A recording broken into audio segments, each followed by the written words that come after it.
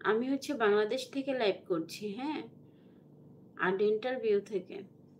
যা দাঁতের জন্য মন খুলে হাসতে পারে না।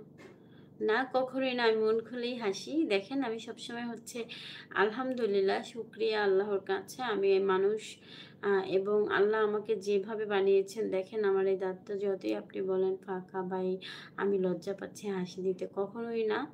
কারণ আমি সবসময় হাসি-খুশি থাকি, আমি হাসি এবং আ আমি এটা মনে করি, এটা ফিল করি যে আল্লাহ আমাকে নিজের হাতে বানিয়েছেন এবং তার থেকে সুন্দর এবং তার থেকে বেশি কিছু চাওয়ার সত্যি আর কিছু নাই।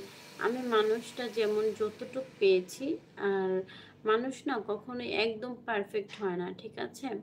কোথাও না কোথাও ভুল বা কোথাও না কোথাও কোনো একটা দিক থাকে খারাপ।